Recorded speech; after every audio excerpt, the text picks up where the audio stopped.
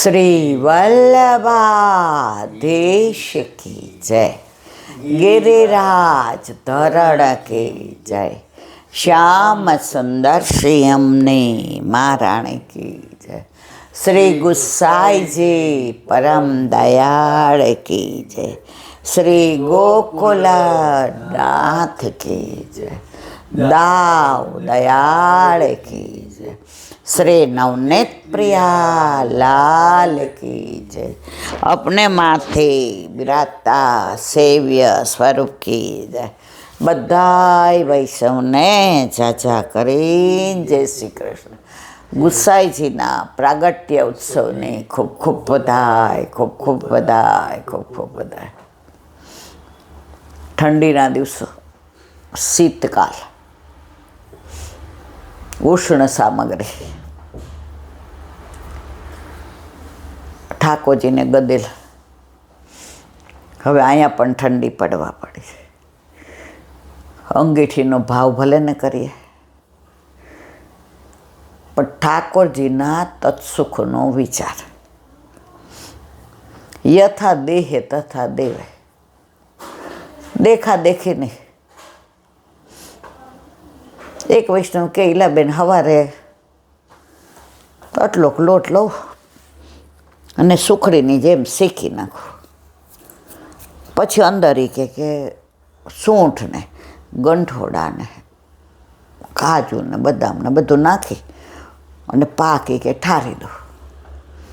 એ સેજ હુંફાળું ઠાકોરજીને ધરાવું. મેં તો પ્રભુ તો ભાવ જુએ છે, કારણ કે સવારે એ કે મારે નોકરી હોય એટલે મારે 7:30 નીકળી જવાનું હોય, એટલે 5 વાગે નાહી લઉં અને પ્રભુને બધું પહોંચી. તો મેં કીધું તમે સખડી ધરાવો છો? મને કે હા. તો મેં કીધું પછી? મને કે કાંઈ નહીં, ઠાકોરજીને જે અમે બનાવીએ એ ધરાવીએ. હું ને મારા મિસ્ટર છે, દીકરોને એ લોકો બેંગ્લોરીએ છે. તો મારા મિસ્ટર એ પ્રાઇવેટમાં છે અને હું જોબ કરું છું પ્રાઇવેટમાં. 7:30 બે નીકળી જાય. એટલે ઠાકોરજીને જો અત્યારે કે પહેલાં મને એમ થતું કે આવું ધરાવાય, પણ તમે કીધું કે જે ધરાવો એ લ્યો. તો કે બાજરાને આ ઢેબરાની અંદર બધું કે તલ ને જીરું ને કોથમીર ને આદુ ને બધું નાખું, મેથી ને બધું.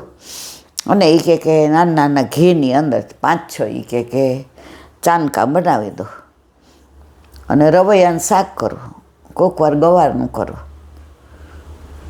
અને ભાત વઘારી દઉં, કોઈક વાર જીરા રાઈસ કરું. સવારે કે રોટલી દાળ ભાત શાક મારથી ના પહોંચાય, એટલે કલેવુંમાં એ ધરાય હોય ને એ અમે કે ચાની હારે લઈ લઈએ ઠાકોરજી આરોગ્ય ત્યાં સુધી. અને પછી હું તૈયાર થઈ જાઉં એટલે રાજભોગ સરાવી પ્રભુને ઉથાપન ભોગ એટલે મેવો અને દૂધ ધરી અને તૈયાર થઈ જાઉં. પછી અનુસર કરીને રઢઈને ચરણાન કરીને અમારે 2 ડબ્બા ભરી લો. પછી એ બધું એ કે વાસણ ને એ કે હજી મારી તબિયત સારી છે ને, મારી કાંઈ એટલી ઉંમર છે નહીં, થાય એટલા કરું. નહીં તો બધામાં પાણી નાખી અને હું એ કે 2:30 વાગે આવું અને મારા મિસ્ટર સાંજે આવે. એટલે આવીને એ કે બધું કામ કરી ને પછી થોડી વાર આરામ કરું, પછી ઠાકોરજીને માળાજી કરું, પછી કાંઈ એવું હોય તો થોડું વાંચું અને સાંજની તૈયારી કરું. એ કે પહેલાં મને સખડીની આજ્ઞા લેતા બીક લાગતી હતી કે ભાઈ રોજ તો મારાથી ને 7:30 વાગે રોટલી દાળ ભાત શાક ને બધું ના પહોંચાય. એક સ્વીટ હોય કે મને કોઈક એમ કીધું એક સ્વીટ રોજ ધરવી જોઈએ, એક એમ કે ફીકું. પછી કે 2-4 વાર સાંભળું કે યથા દેહ તમે જે લ્યો છો બનાવો છો એ ઠાકોરજીને ધરો. તમારે ક્યાંય ટેન્શન લઈને આમ ઓલું કહેવાય ને એ કરવાની જરૂર નહીં, અને બીજા કરે એમ પણ કરવાની જરૂર નહીં. તો એ કે હવે એવો આનંદ થઈ ગયો છે. હમણાં એ કે અમારે પેલું એન્યુઅલ ફંક્શનની તૈયારી કરવાની હતી બધી. તો સવારે એ કે મારે હું એ ઓલામાં બધું ગવડાવવાના બધાને છોકરાઓને હોય એટલે કે 7 વાગે પહોંચી જવાનું હતું. તો ઠાકોરજીને હમણાં કે એકવાર બધા શાકભાજી નાખી અને મસ્ત કે તજ લવિંગ મૂકીને ભેળી બનાવી અને બટાકાનું શાકવાળો ઓલું શાક બનાવ્યું. દહીં વઘારી દીધું, ઠાકોરજીને ધરીને એ જ ભેગું લઈ ગયા અમે 2 જણાએ કે. પણ હવે મનમાંથી એ વ્યથા વહી ગઈ. પહેલાં છે ને જે મારી ઓળખાણવાળા વૈષ્ણવ હતા ને, હું જેને ઓળખું એ બધા વૈષ્ણવને હું પૂછું તો કે સખડીમાં નહીં પહોંચી શકે એટલે. તો મેં કીધું એ ધરાવતા હતા? મને કે ના. મેં તો બેન જેને હો આવડનું આવ્યું હોય ને એને તું વેતરનું પૂછે તો ક્યાંથી મેળ પડે. એ કે પછી આ બધું સાંભળવું, જે કીધું જે બનાવો એ ધરાવો, સરાવો ને લ્યો.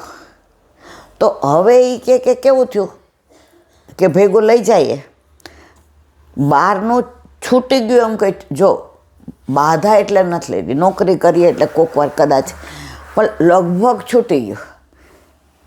પહેલાં એવું થતું હતું ઠાકોરજીને સવારે કરી લઈએ પછી પાછા આપણું બનાવીએ એટલે બહુ અવેર થતો હતો. અને પછી શું થાય, મોડું થાય એટલે અમારું ન કરીએ.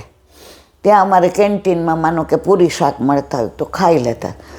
હવે પ્રભુને ધરાવીએ, ખીચડી કરી હોય ભેળી તો એ લઈ જાય કે. અને પહેલાં છે ને બધા આમ સમૂહમાં ખાતા હતા એટલે આપણે બધાની યારે બધું લસણ ડુંગળીવાળું હોય કે એ બધું. હવે કે મેં શું કીધું કે હું સવારે ફૂલ નાસ્તો કરીને આવું છું ને એટલે તમે બધા બ્રેકમાં લ્યો, મારે ફ્રી પીરિયડ હશે ત્યારે લઈશ. એ કહેલાબેન ફ્રી પીરિયડનું બાનું, પણ આપણે આપણા ઠાકોરજીનું ધરાવેલું લઈએ. ઓલા બધા બેસીએ એટલે કોક વળી એમ કે ચૂરમું લ્યો ને, કોક વળી કે આ રવૈયાનું શાક લ્યો ને, કોક આ. એટલે ઠાકોરજી ઘરમાં નહોતા ત્યારે આ બધું કરતા હતા. હવે પ્રભુએ વ્યવસ્થા જ ગોઠવી દીધી. ફ્રી પીરિયડ હોય, હું મારા મિસ્ટર તો દૂર નોકરી કરે છે, એ તો કંપનીમાં છે, હું મારી રીતે લઈ લઉં. એના લીધે 99% બહારનું ખાવાનું પતી ગયું. કારણ કે જે હું પહેલાં પ્રભુને પહોંચતી તો એ પહોંચી લઉં, પછી અમારું બનાવું ભાખરી શાક કે થેપલા શાક કે પૂરી શાક. તો ઘણીવાર મોડું થાય તો મારા મિસ્ટર કે રહેવા દે, હું લઈ લઈશ ને તું લઈ. 6 મહિનાથી પ્રભુ પધાર્યા છે ને એક વાર બી અમે કેન્ટીનનું નથી ખાધું. એ કે આપણે એમ કહીએ કે પ્રભુના સુખનો તત્સુખનો વિચાર આપણે કરીએ છીએ, પણ અમારા તત્સુખનો વિચાર તો અમારા પ્રભુ કરે છે. અને ઘરનું ખાઈ એના લીધે એસિડિટીની ગોળી ઓછી લેવી પડે છે. અને બીજું શું, પહેલાં તો નવરા હોય એટલે ફોન, પછી આ. હવે એ કે આણે છેડો એવો પકડ્યો છે કે ઘરે આવીને આ વાસણને બધું કરું, પ્લેટફોર્મ નહીં કરીને ગયો, પણ હરખી રીતે પોતા મારું ને બાથરૂમ ધોઉં ને અડધો પોણો કલાકે કે સૂઈ જાઉં. સવારની 4:30ની ઉઠી હોય પછી ઉઠીને માળાજી કરો. અને પછી આ તમે આપ્યા છે 2 પુસ્તકો 84-252 ને શિક્ષાપત્ર, એ વાંચો. પછી મારા મિસ્ટરને ફોન કરો કે શું બનાવવું છે, તાર જે બનાવવું એ બનાવો. તો સાંજની રસોઈ કરું અને જમીને વાસણ ઘસીએ. પછી કે 2 જણા આંટો મારવા જઈએ એટલે થોડી એક્સરસાઇઝ થઈ જાય. આવીને 9:30 સૂઈ જાય, સવારે 4:30. એ કે આણે બાંધા નહીં છતાંય બાંધી દીધા છે. બહારનો છોડવાનો કોઈ દી વિચાર બી નહોતો કર્યો, એને મેળાય છૂટી ગયો. હવે તો ઘણીવાર એવું થાય કે સાંજે રોટલી શાક કર્યા હોય તો રોટલી 4 વધુ હોય તો ખાખરા કરી નાખો.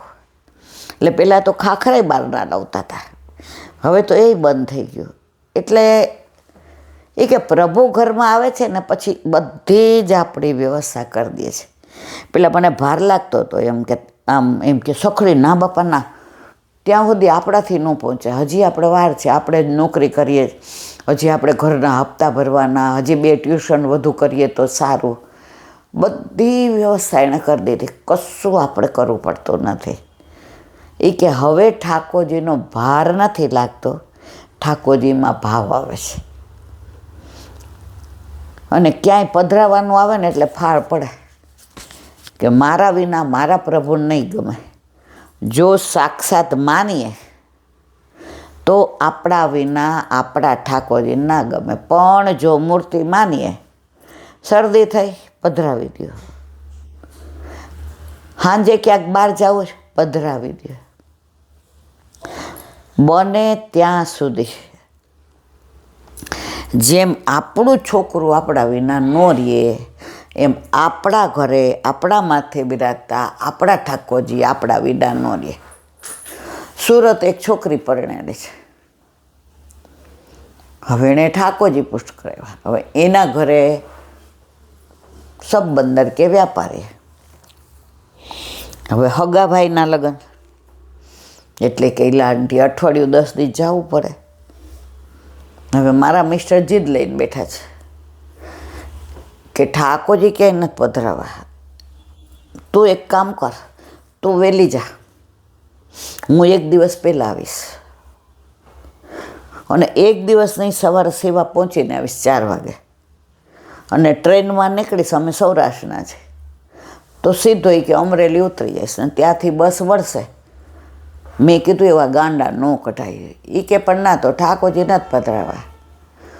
હવે મારા મમ્મીને ત્યાં એ કે માતા ને મહાદેવ ને પછી એટલે મમ્મીએ ફોન કર્યો, બટું ક્યારે આવશે એમ કે. એટલે અહીંયાથી મારા ભાભીનું બધું ઘરચોળું નાન તેન બધું લઈને જવાનું હતું. એટલે એ લોકોએ બધું અહીંથી સિલેક્ટ કરીને ગયા હતા, પણ ઓલો ફોલ ઇન્ટરલોક નાન તેન બધું. એટલે કે પછી છાબની બધી તૈયારી એવી બંગડી નાન. એટલે મેં કીધું મમ્મી પછી કહું. એટલે મારા પપ્પા છે ને એને બહુ જ મારો એ કે બેનું બરાબર જવાબ નહોતી આપતી કે તે સ્પીકર ફોન ઉપર રાખ્યો હતો કે. એ કે તો કરો તમારી દીકરીને ફોન. એ કે હા તને તો આમે તાર દીકરો સ્વર્ગની સીડી ચડાવવાનો છે ને. એ કે બે વચ્ચે ખદવત થઈ. પછી કલાક પછી પપ્પાનો ફોન આવ્યો. એ કે બેનું કેમ એમ કેસ પછી કેસ તારો એકનો એક ભાઈ આજે પ્રભુએ આટલો સારો પ્રસંગ આપ્યો કે પપ્પા એક કામ કરો, એક વાત કરો કે મારું નાનું છોકરું હોય અને કજિયાળું હોય ને ક્યાંય રહેતું ન હોય, હું એને મૂકી ના આવું. કે ના, તો મારા ઠાકોરજીને હું લઈને આવું, પણ તમારા ઘરે તો કે તમે બધા આ બધામાં માનો ને મારા પ્રભુને તમારો ગેસે ન હાલે અને તમારું દૂધે ન હાલે ને તમારું પાણી ન હાલે. એ કે બેનું શું બોલસ તું? એ કે આ તને કાંઈ ખબર પડે છે? એ કે આ તારું જ ઘર છે. પણ પપ્પા એ કે હવે અમે બે બ્રહ્મ સંબંધ લીધો ને અમારા ઘરે ઠાકોરજી. એ કે બે બોલ. એ કે તમારે બધાને બ્રહ્મ સંબંધ હોય ને તો તમારું હાલે. એ કે સારું કાલે ફોન કરજે. હવે એ ગામડામાં જે ન બિરાજે એટલે બીજે બિરાજતા હતા. એટલે ત્યાં જઈને આજ્ઞા લઈ આવ્યા. તો મા બાપ અને ભાઈ ત્રણેય જણાએ બ્રહ્મ સંબંધ લઈ દીધો. પછી ફોન કર્યો ત્રીજે દિવસે. એ કે બેન અમે બ્રહ્મ સંબંધ લીધો ને કંઠી પહેરી લીધી તુલસીની. એ કે હે? એ કે હા. પછી આણે પૂછ્યું કે હવે હું ઠાકોરજી પધરાવીને આવું, હવે તમારું ગેસેય મારે ચાલે ને તમારું હજી એ લોકોને ત્યાં હજી આમ ઓલા ગામડાના એટલે હજી લાકડા ને બધું મળે એટલે શિયાળામાં બધું આ લાકડા મૂકીને રોટલા નહીં. કે હવે તમારું બધું હાલે. પછી મને ફોન કરે પાછી. એ કે હવે લઈ જાઓ. મેં કીધું ગાંડી તું તો મને શું પૂછસ? આ તારા થકી 3 જણા વૈષ્ણવ થયા, દૂતી માર્ગ છે. અને પછી ભાઈના લગ્નમાં એવો આનંદ કર્યો. હવે જાનમાં ગયા તો સવારમાં બધાય છપે. અત્યારે તો કેવું સવારે જાન જાય ને આંજે પાછી. પહેલાં અઠવાડિયાના વાના હતા, 5 દિન 7 દિન. પેલા ગામડામાં જાન રોકતા 5 ને 7 દિવસ. એ કે હું રોકાણી ને બ્રહ્મ સંબંધી એટલે બધાય સવારે હું કીર્તન કરું ને ઠાકોરજીને ભોગ ધરું ને. એટલે મારો ભાઈ કે મારી બાને ઘડી એ કે ઓલી આવે ને એ પેલા ઠાકોરજી પધરાવી લઈએ. એ કે ઓલી વાળી આ પછી કે એને ન ગમે એ નહીં. એ કે આપણે એવું ન કરાય, ન ગમે એને બધું ગમે છે. એ કે બેન રોકાશે અઠવાડિયું આપણને શીખવાડવા, પણ વહુને આવી જવા દે. પછી લગ્ન થઈ ગયા ને વહુ આવ્યા. હવે વહુને બ્રહ્મ સંબંધ નહીં એટલે દર્શન ન કરાવે ના. આ એટલે પછી એણે એના વરને કીધું એ કે આખા ઘરમાં હું તો અછૂત હોઉં એવું લાગે છે. એ કે એવું નથી, બેન પહેલાં નહોતા આવવાના, મને 2 દી માટે જ આવવાના હતા, આ બધું કરે કોણ? હવે બાને તો કે ફૂલ ડાયાબિટીસ. પછી બેને કીધું કે હું તો તમારા ઘરે આમાં ઠાકોરજી પધરાવીને ન આવું ને અઠવાડિયુંમાં ઠાકોરજીને કોઈને ત્યાં પધરાવું નહીં. એ કે હું આમ ફરું ને માં ઠાકોરજી બીજાને ઘરે રહીએ કે હું અહીંયા કેવા ખાવાના ને પીવાના ને ભારે કપડાં ને દાગીના ને ગીત ને નાચવાનું ને ગાવાનું ને માં ઠાકોરજી ઓશિયાળા થઈને બીજાને અજાણ ત્યાં હોય એટલે બિચારામાં બેઠા રહીએ કે. મેં કીધું આ સાક્ષાત કેવું માને છે.